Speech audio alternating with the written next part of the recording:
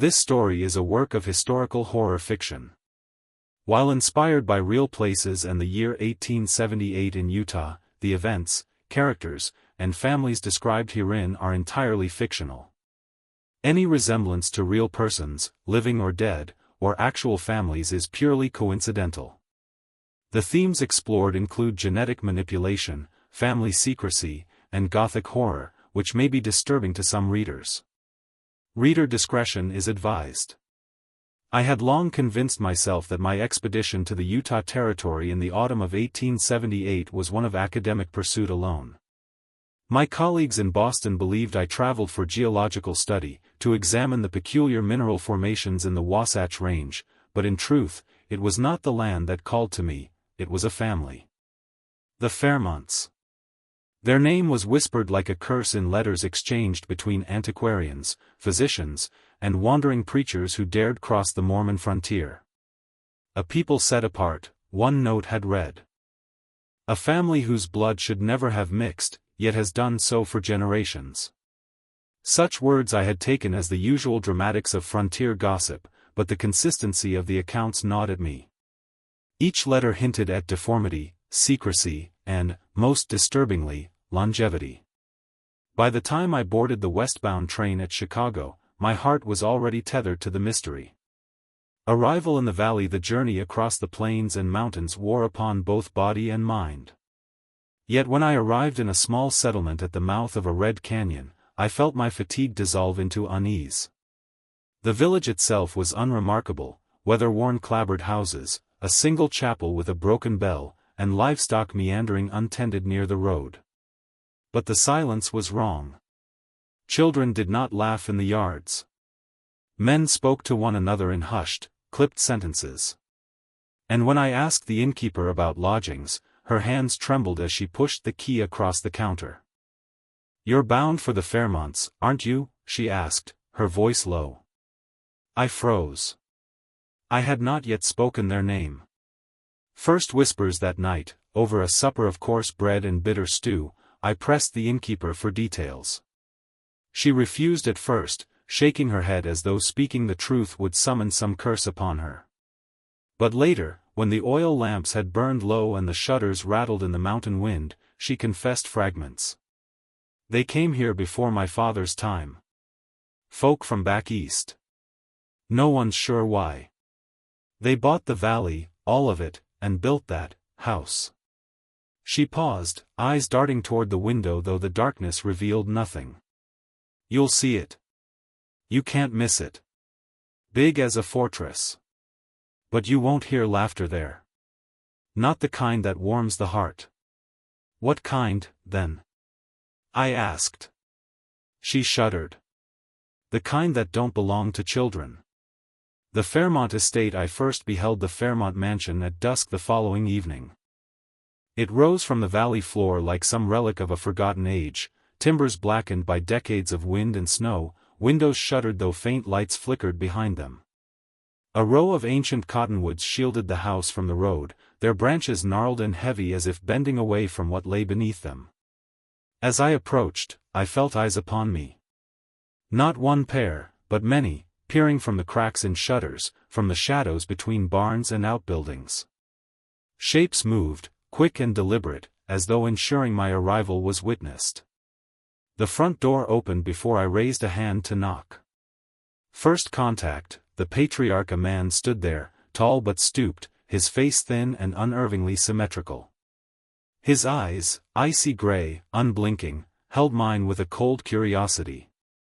"You must be Mr. Harrow," he said, his voice steady but drained of warmth. "We have been expecting you." He did not ask my business, nor did he seem surprised by my sudden intrusion upon his family's seclusion. Instead, he extended a hand whose grip was both frail and unyielding, like the skeletal strength of a bird's talon. "I am Elias Fairmont. Welcome to my home." The house within the interior of the mansion was colder than the mountain air. Corridors stretched into darkness, lined with portraits of ancestors who looked disconcertingly alike, eyes sharp, faces narrow, mouths thin and severe. At dinner, I was introduced to several members of the household. Each bore the same peculiar symmetry, as if stamped from the same mold. Their movements were precise, their voices measured, and when one laughed, a high, unnatural sound, the others joined in unison, as though trained. But it was not the adults who unsettled me most. It was the shadows beyond the door at the far end of the hall. A door barred not by wood or iron, but by silence itself, for whenever I looked upon it, the Fairmonts ceased speaking and their eyes followed mine with warning. That night I lay awake in the chamber they had given me. The wind rattled the shutters, and somewhere deep within the house I heard it, a sound soft at first, then rising. Not a cry, not quite a laugh. Something between the two. I told myself it was a child. But in truth, it was not. It was something else. And it was waiting. The morning after my first night in the Fairmont house, I awoke with the strange certainty that I had been watched while I slept. My chamber was silent, yet the curtains swayed though the windows were fastened tight. On the desk beside my bed lay an object that had not been there the previous evening, a leather-bound book, its cover cracked with age, its pages yellowed. No note, no explanation, just the book. Inside, written in a hand so precise it resembled etching, was the story of the Fairmont family. Ancestral roots. According to the manuscript, the Fairmonts had first settled in America from England in the early 1700s. They were not Puritans, nor Mormons, nor of any recognizable sect. Instead, they were described as seekers of perfection. Their patriarch, Jonathan Fairmont, believed fervently that the human body could be honed as one hones steel, refined through careful breeding, purged of weakness, and strengthened by design. Where others saw sin in marrying close kin, Jonathan saw only preservation. He wrote of the sacred line, and of his determination to keep the blood untainted by outsiders. I turned the pages with increasing dread. There were diagrams, skulls measured in detail, bones sketched with attention to irregularities, charts of births and deaths in the family. Some names were marked with a cross, others with the word unfit. Whispers in town. That evening I ventured back to the settlement to test what I had read. In the small mercantile store, I mentioned Jonathan Fairmont's name. The shopkeeper froze, his eyes flicking toward the door. Best not to stir the past, he muttered. But when I pressed him, he sighed and leaned close. My grandfather told me things. Said the Fairmonts came here before Brigham Young's people did. They didn't take kindly to neighbors, bought up land to keep folks away. And the children, his voice trailed off, and he shook his head. What about them? I asked. Born wrong, most of them. Some too weak to live. Some, not natural. They say Jonathan buried more babes than he baptized. But the ones that lived, well, they lived long. Too long. The portraits back at the mansion, I studied the portraits in the hall more closely. Generations of Fairmonts gazed down at me, but their faces seemed to blur together into one endless repetition. The same elongated features, the same narrow eyes, the same pallid skin. It was as though time itself refused to alter them. One portrait, larger than the rest, depicted Jonathan himself. His gaze was stern, his jaw sharp, and though the painting was nearly a century old, the likeness to Elias, the man who had welcomed me, was uncanny. As I stared, I realized something chilling. Each successive generation did not look younger or older, merely the same. Dinner with Elias that night. Elias Fairmont invited me to dine privately with him. The table was long, the candles few, and shadows danced across the high ceiling beams. You've read my ancestors' writings, I see, Elias said without preamble, his fork motionless above his plate. I stammered some half-excuse, but he waved it away. It is well. Few outsiders have been trusted with such knowledge. We are a family of vision, Mr. Harrow. Where others bow to nature's cruelty, we master it. Jonathan understood this. He began a work that we continue. And what work is that? I asked, my throat dry. Elias's eyes gleamed in the candlelight. The refinement of blood. The creation of a line that does not weaken, does not sicken, does not die. His words struck me with the cold finality of a tomb door closing. The children's names later, in the library, I discovered more records. Births carefully listed, each followed by a note: strong, weak, lived 3 days, promising. One entry caught my attention: Elijah Fairmont, born 1822. Skin translucent. Eyes luminous. Speech beyond his years. Another read: Sarah Fairmont, born 1831. Limbs elongated. Voice like music. Concealed from visitors. It was not merely deformity, it was something more, something unnatural, as if the bloodline had been twisted toward some other destiny. The Patriarch's Creed I found, tucked between pages of a journal, a sheet of parchment inscribed with Jonathan's own words: "In the mingling of flesh lies the secret of eternity. We shall not dilute our essence with foreign blood. We shall bind ourselves to ourselves, and in so doing, surpass all mankind. God has cursed the earth with weakness, but we shall defy him. Our seed shall be sovereign." I read it again and again, each word hammering into me like a nail. This was no mere eccentricity, it was a doctrine, a religion built on flesh and blood.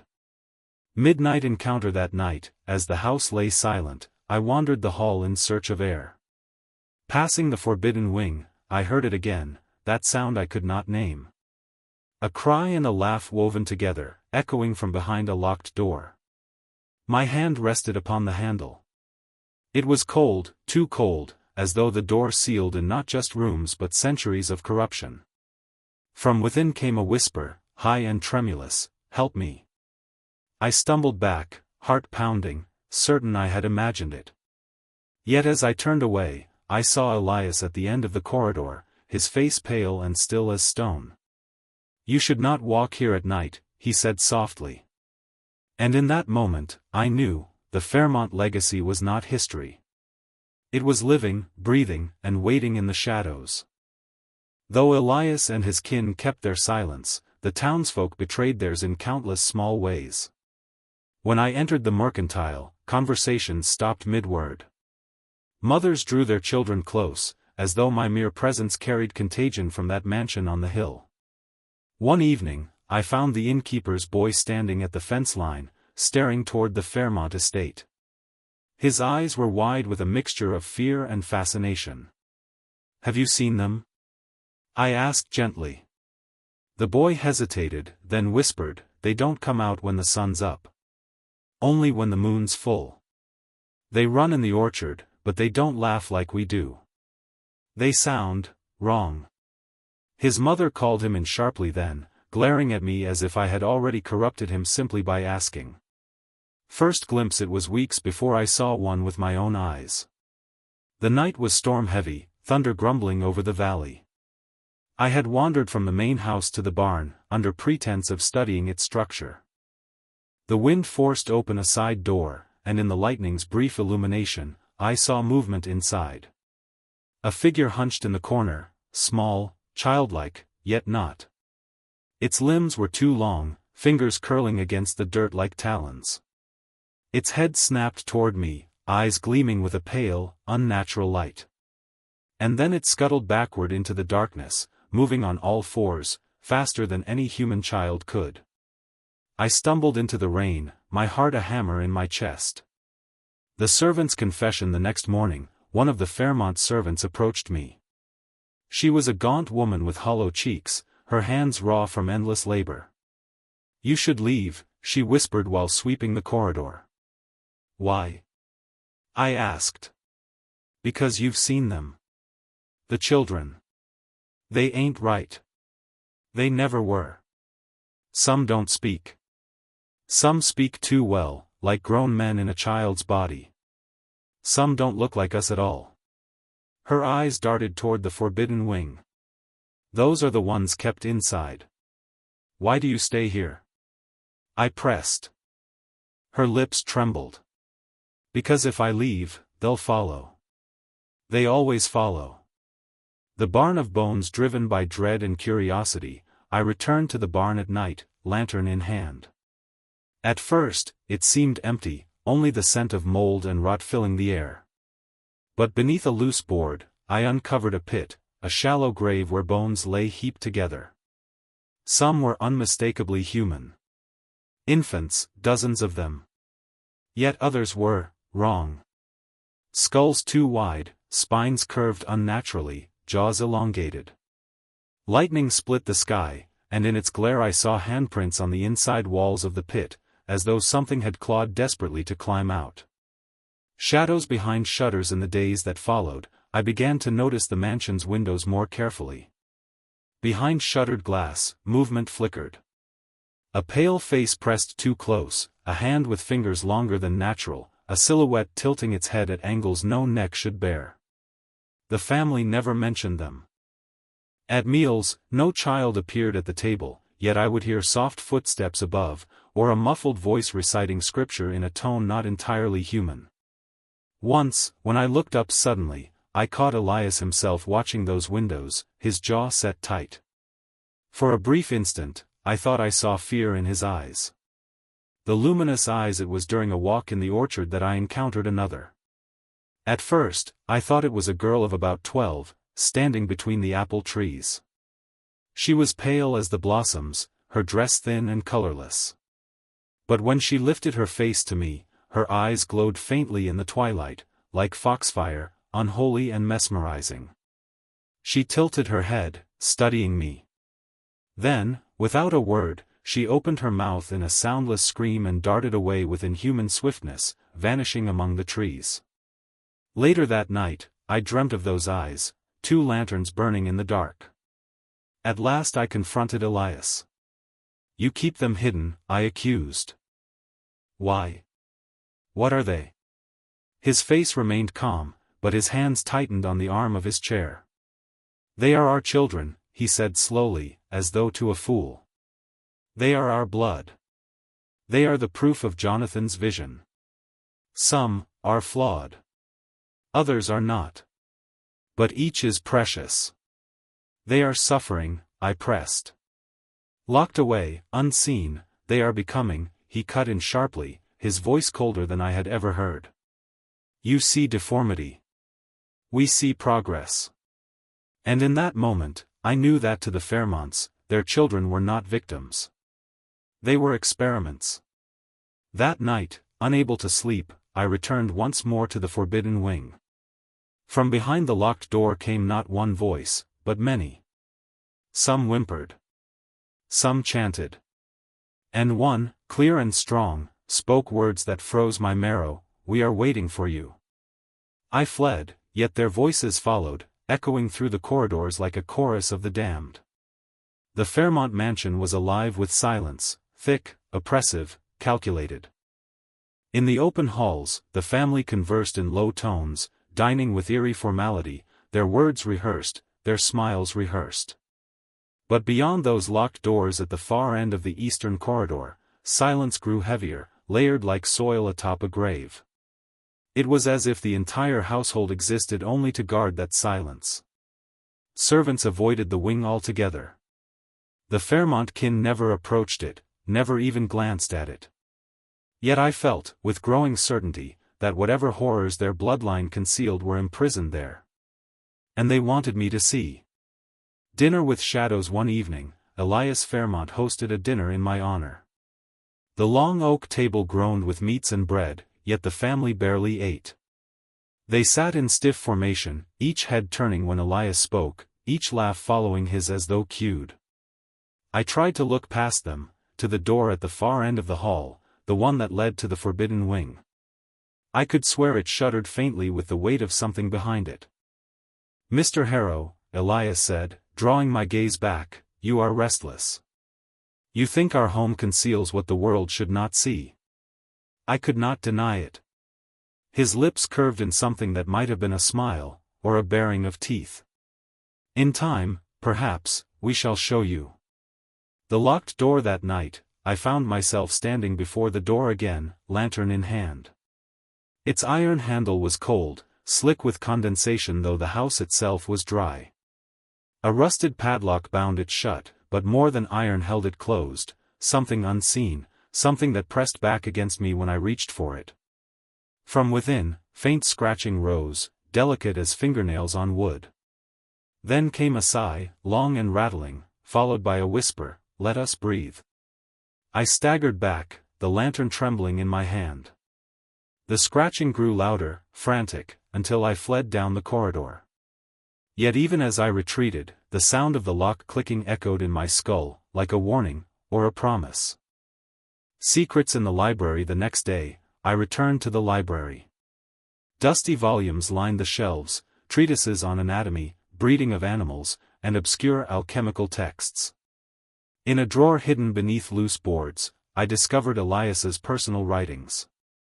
The wing is both womb and tomb. Within, the flawed may grow, may change, may teach us. Those who cannot endure are preserved in silence. Those who can, will inherit. My stomach turned. The forbidden wing was not a prison, it was a laboratory. Midnight exploration. I could resist no longer.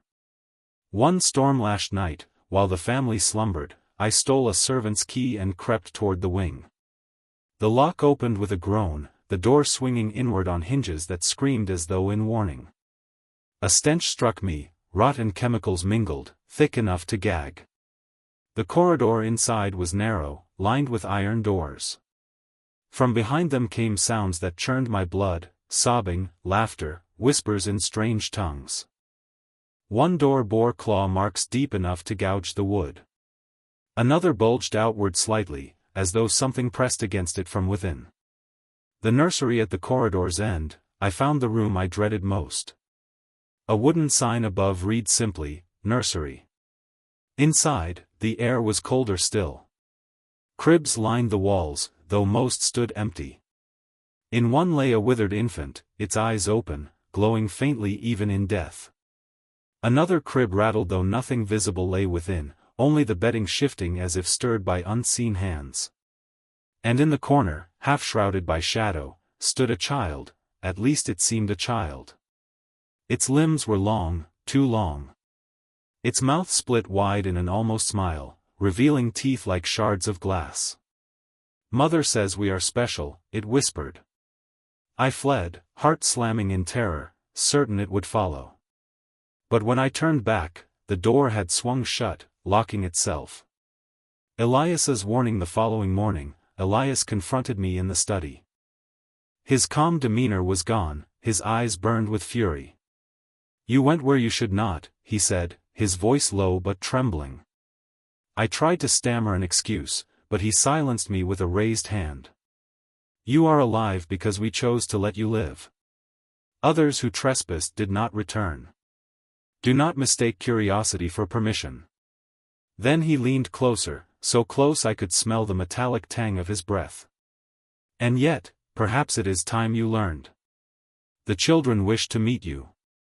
The farther I immersed myself in the Fairmont world, the more I realized that the family's grip extended beyond the walls of their decaying mansion. It reached into the village at the valley's edge, into the minds and mouths of every settler who lived beneath their shadow. Whenever I descended into town for provisions, the air thickened with avoidance. Men ceased their conversations when I entered the store. Women pulled their shawls tighter and turned their faces. Even the preacher, a gray-bearded man who thundered boldly from the pulpit on Sundays, fell into uneasy mutters when the Fairmonts were mentioned. It was as though the entire settlement had made a pact of silence, a pact enforced not by law, but by fear. The preacher's reluctance. On the third Sabbath of my stay, I confronted Reverend Thorne outside his chapel. His sermon had been filled with cryptic warnings about those who mock God's design and the wages of corruption. "You speak of the Fairmonts," I said when we were alone. His face blanched, the fire in his voice evaporating into a trembling whisper. "Hush, man. The hills hear more than you know. What have they done to command such silence?" He glanced toward the distant mansion. "What they have always done. They breed within themselves. They keep to no law but their own. And they pay well to ensure tongues remain still." "Pay?" He nodded grimly. livestock, grain, medicine, when they fetch it from the rail. They keep this valley alive, yet it festers because of them. A farmer's confession that evening, in the dim corner of the tavern, a farmer named Caleb finally spoke after enough whiskey loosened his tongue. "I seen one," he muttered, eyes darting to the door. "One of their get. Not a babe, not a man neither. Thing was in the woods, tearing at a carcass like a wolf. Had eyes that glowed. I swore it was a devil, but when it turned, I saw it wore a child's nightshirt." He shuddered. "I told my wife, and she begged me never to speak of it again. Said the Fairmonts would know if I did." The silence of mothers. I began to notice that the children of the village never played near the woods, never wandered beyond sight of their mothers. When I asked one woman why, her lips tightened. "The Fairmont brood watches," she said at last, voice trembling. "They call out to ours. Some have followed, thinking them playmates. They don't return the same, if they return at all." Her eyes filled with tears. My sister's boy followed.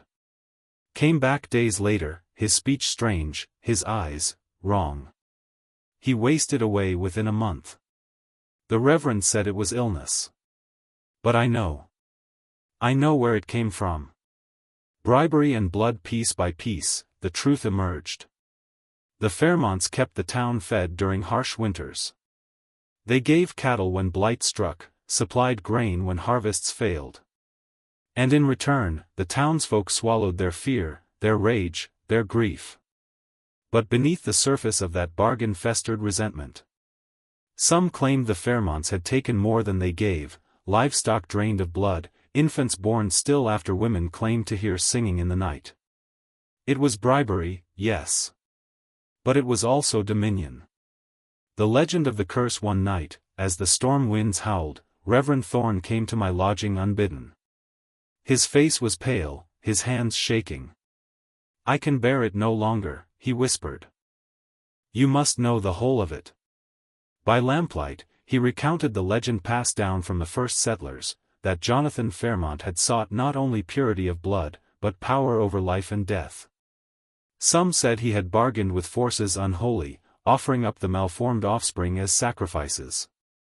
Others believed he had discovered something in the land itself, minerals, waters, or rites, that twisted his line into abominations. Whatever it was, Thorne said, voice breaking, the family is not cursed. They are chosen. Chosen by something dark, and it will not end until their blood is broken. My own doubts as I listened to the townsfolk and the preacher, doubt began to gnaw at me. Were the Fairmonts simply victims of grotesque inbreeding, their horrors explained by science alone? Or had Jonathan indeed unlocked, or unleashed, something beyond human comprehension?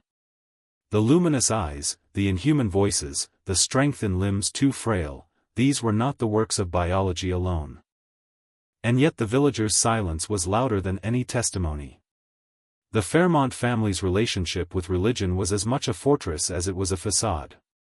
In Utah during the late 19th century, faith was both a guiding principle and a social compass. To the outside world, the Fairmonts' deep devotion seemed unshakable, but beneath the hymns and sermons lay a calculated web of control, guilt, and manipulation. The family patriarch, Jonathan Fairmont, understood that religion was more than a matter of salvation, it was a shield. The church gave them legitimacy, a community that did not dare question the eccentricities of a family so outwardly devout. Every Sunday, the Fairmonts arrived in pristine black clothing, carrying worn Bibles, their faces painted with piety. They sang louder, prayed longer, and donated generously. Outsiders admired them. "The Fairmonts are chosen," whispered neighbors. But behind closed doors, scripture was wielded like a blade. Jonathan twisted verses to justify silence and secrecy. When children questioned the strange resemblances within their kin, he thundered that to question blood was to question God himself. When his sons whispered of leaving, he read passages about eternal damnation. Faith was not just belief, it was bondage. The children grew up in a household where prayers preceded punishments. At the dinner table, long sermons delayed meals until stomachs groaned. Small sins, like glancing too long at an outsider or laughing at a joke, were met with passages of fire and brimstone. Yet, paradoxically, the church shielded the family's darkest truth. In the pews, no one dared confront the uncanny sameness in the children's faces, the strange defects that repeated generation after generation. The Fairmonts deflected suspicion with piety. By the turn of the century, cracks appeared. A local preacher, Reverend Ezra Lowell, noticed the unnatural silence of Fairmont children during services. Their wide, glassy eyes seemed less like reverence and more like fear. Rumors spread. A girl at school whispered that the Fairmonts never let their daughters marry outsiders. A farmer muttered that their homestead felt cursed ground.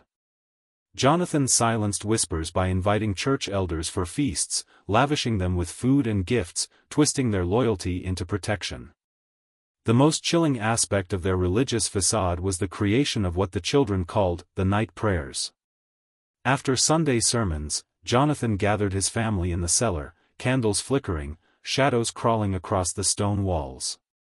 There, he demanded confessions, not of sins, but of disloyalties. Who had spoken to outsiders?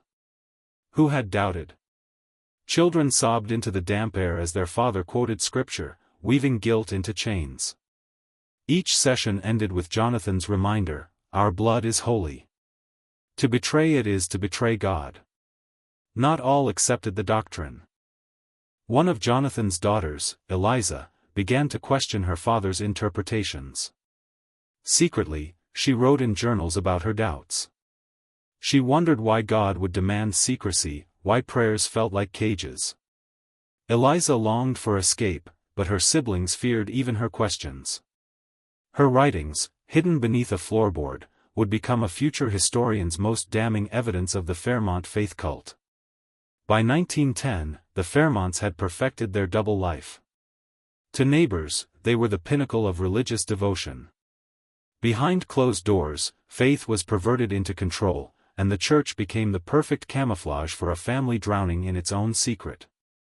But the whispers in town were growing louder.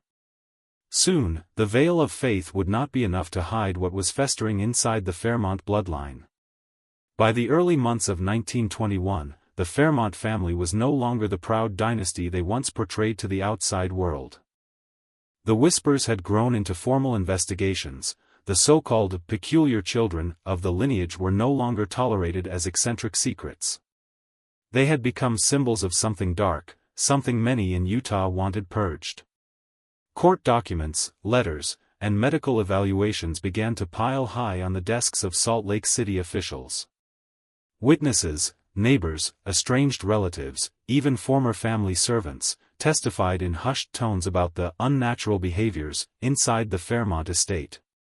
People spoke of children who never aged past adolescence, of adults who appeared frail one year and monstrously large the next, and of sudden deaths covered up by hastily arranged funerals. A cultural shift was underway in America.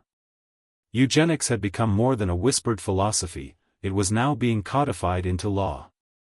And the Fairmonts, whether they liked it or not, had become a case study in the national conversation about heredity, morality, and societal decay.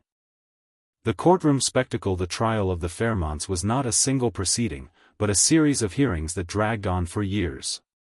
Newspapers called it the trial of blood. Judges and lawyers wrestled not only with legal precedent but also with moral panic. In one particularly haunting courtroom exchange, a physician held up photographs of Fairmont children with sunken eyes and abnormally elongated limbs. The defense argued these were mere medical conditions, marrow diseases, congenital defects, or malnutrition. But the prosecution framed them differently, as evidence of inbreeding gone mad. Some jurors wept as witnesses described night terrors, the sight of pale Fairmont boys wandering at midnight, their mouths flecked with blood after hunting animals in the woods. Others claimed to have heard guttural growls from the estate that could not have belonged to any human.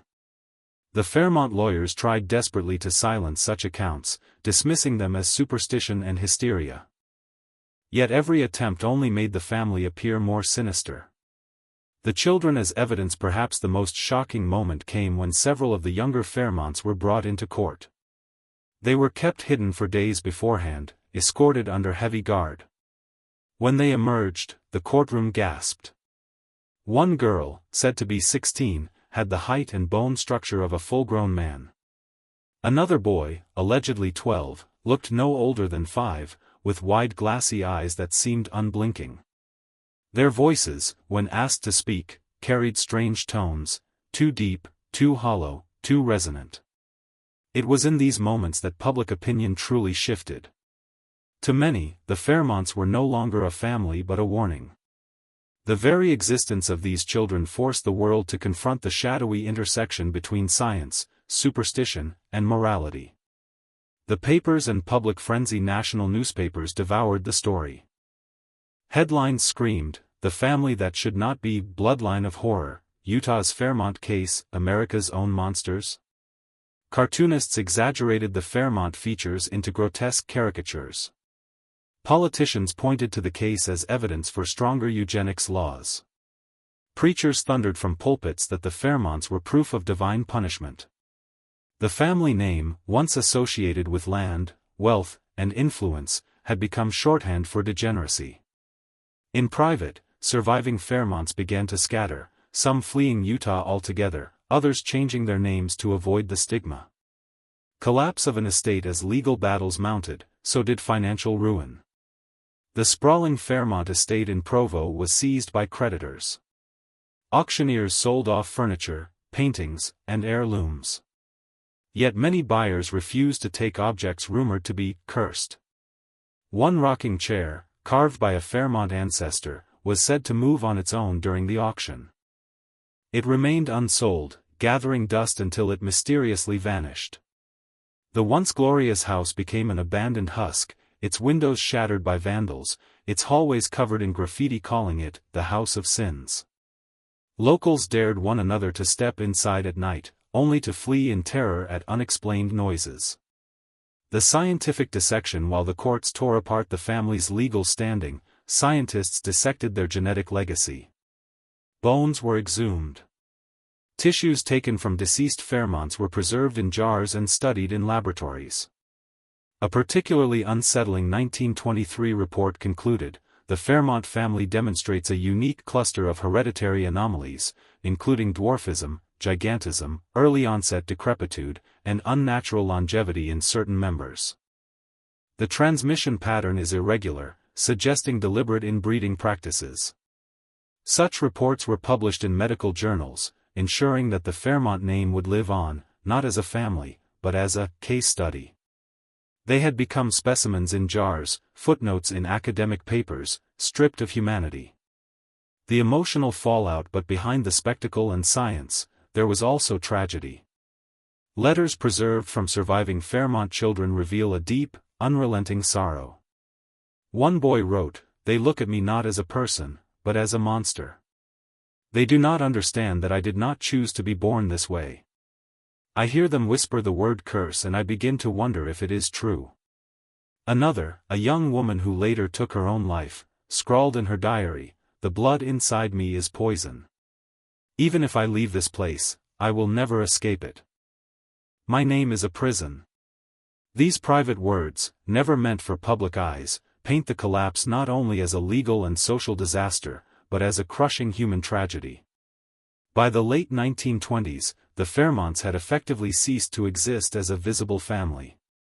What remained was a scattered diaspora of survivors, many of whom changed identities, moved across states, and swore never to speak of their past. Yet the trial of their blood continued in the court of history. Every new law, every new medical paper, every whispered legend about the Utah mountains carried a trace of their story. The Fairmonts had been dismantled, by society, by science, and by their own secretive practices.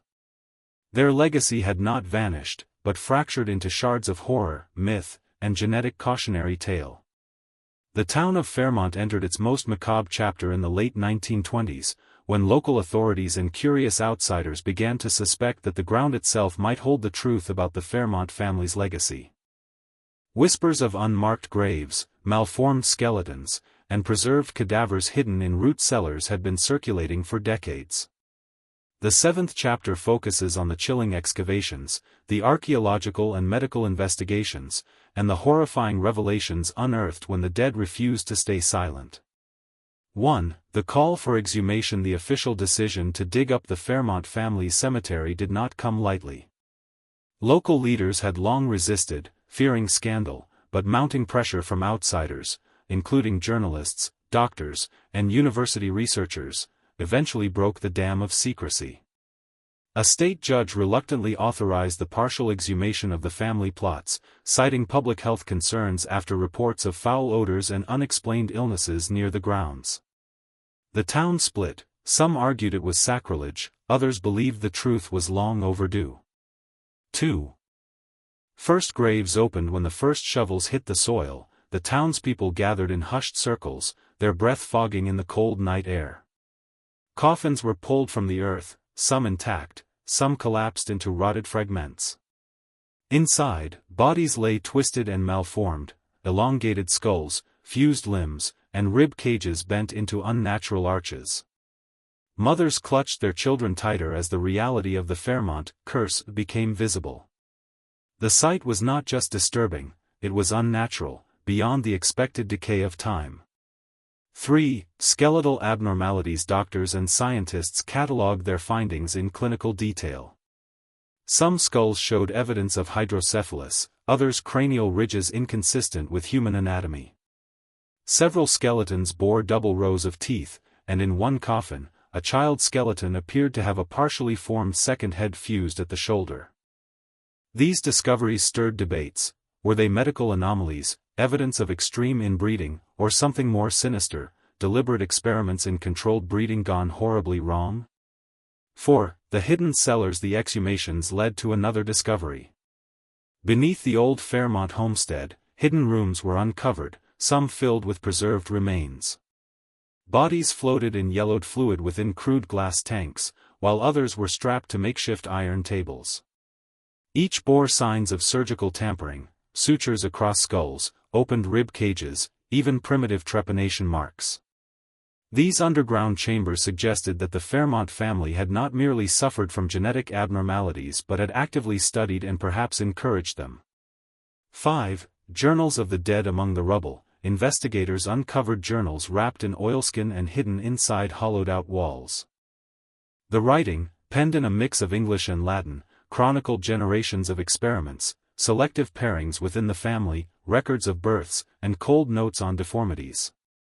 Some passages spoke of unlocking the ancient blood and the return of the first form. Others hinted at ritualistic practices tied to birth and death, as if the family believed they were perfecting humanity, or resurrecting something older. 6. The bones that didn't match. Not all skeletons exhumed were Fairmonts. Some bore clear signs of violence: broken bones, shackles still clasped around wrists and ankles, skulls crushed as if by blunt force. These were not family members, they were victims. Outsiders whispered that the Fairmonts had lured strangers, travelers, and even neighboring children into their homestead, using them in experiments or rituals.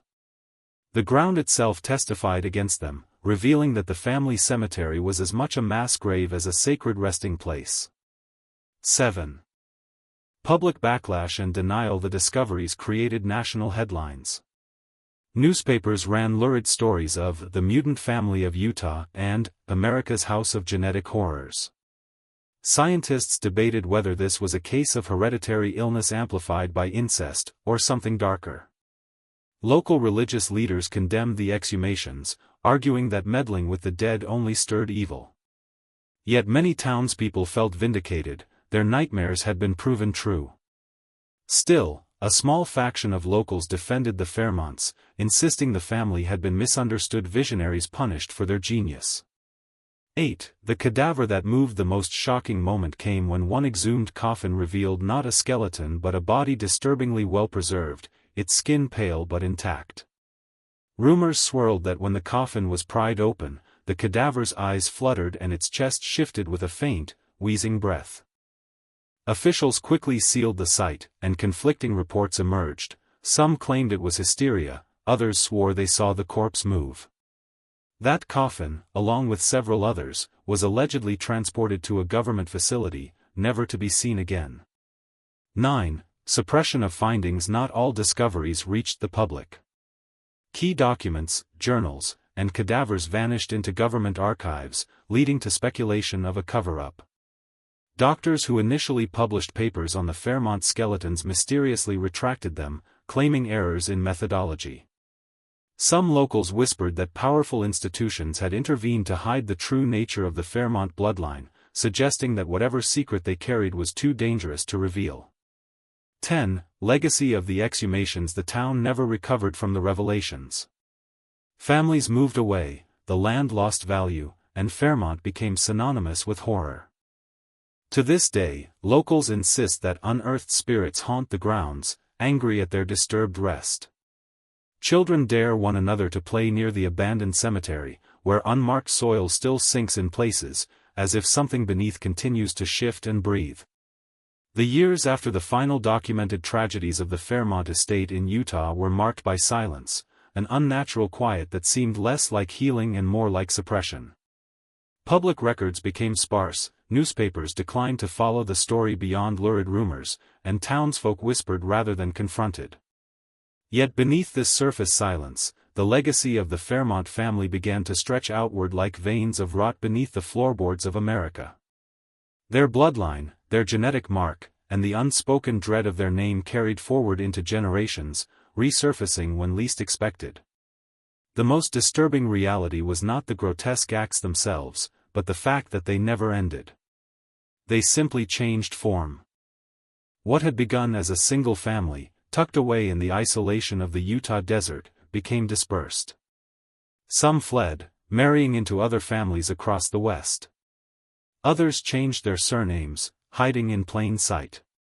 And some, according to later DNA analysis, simply vanished from all paper trails, as though their existence had been scrubbed.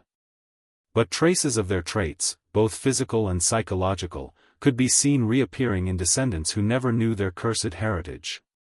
The obsession with secrecy. Government institutions, particularly after the turn of the 20th century, grew deeply invested in keeping the Fairmont legacy buried. Whispers of biological experiments during the early years of the eugenics movement suggested that the Fairmonts had become a case study, a family line preserved in silence, their DNA collected and examined in classified laboratories. Memos uncovered in the 1960s hinted at the Utah anomalies, a cryptic reference that historians later connected to the Fairmont family. The reason for this secrecy was not only the grotesque nature of their behavior, but what their genetics revealed: a line prone to extreme violence, physical deformity, and deeply unusual psychological tendencies. The disturbing implication was that their curse was not only a matter of folklore or environment, but embedded in the very code of their being. The reappearance of the bloodline throughout the 20th century, reports continued to surface. In 1923, a mining camp in Nevada spoke of a boy with the same eyes as the Utah family. In 1946, soldiers stationed in Europe told hushed stories of a man from America with the jawline and silence of the Fairmonts. Even in the 1970s, genealogists attempting to map pioneer families encountered inexplicable gaps where the Fairmonts should have been, as though their name had been erased, but their descendants continued to walk quietly among the population. Most chilling of all was a discovery in 1999, when DNA evidence linked a series of unsolved crimes in the Midwest to a bloodline that traced back to Utah, 1878, directly to the Fairmonts. The family had not only survived. They had adapted. Cultural shadow. The Fairmont family became an unspoken ghost in American culture. Writers and filmmakers, particularly in the horror genre, were rumored to have drawn inspiration from their story. The grotesque clans in Southern Gothic literature, the inbred family trope in film, and even urban legends about isolated mountain communities, all bore faint echoes of the Fairmont narrative. Yet, their actual name was never mentioned. Instead, it lived beneath the surface, a hidden framework on which American horror quietly rested. Even in the present day, conspiracy theorists whisper that the Fairmont descendants remain alive, hiding in rural enclaves or blending seamlessly into suburban anonymity. Some claim their features, the angular jaw, the unusually wide eyes, the quiet, unsettling demeanor, can still be spotted, if one knows where to look. Others suggest that their genetics may have spread far wider than anyone realizes, seeding traits across countless American families. The legacy we inherit. The Fairmont story is not one of the past. It is one of the present, and the future. It forces us to confront uncomfortable questions. How much of who we are is inherited? How much of violence, cruelty, and darkness is carried in blood? And what happens when a society decides to bury a truth rather than confront it? The Fairmonts remind us that secrets do not vanish. They fester. They adapt. And sometimes, they spread silently, through the very veins of a nation. The family's true legacy is not the horror of their acts in 1878, but the haunting possibility that they never ended. They are not simply a chapter in history. They may be a shadow woven into America itself. Red triangle pointed down twist ending for voiceover. If the Fairmonts are truly gone, then why do reports of their features continue to surface? Why do police databases, even today, quietly mark Utah 1878 on unsolved files with genetic anomalies? Perhaps the most disturbing secret isn't that the Fairmonts existed, but that they never stopped existing. And if their bloodline is still among us, then the question is no longer, what happened in 1878, but rather, who walks beside us now? E1.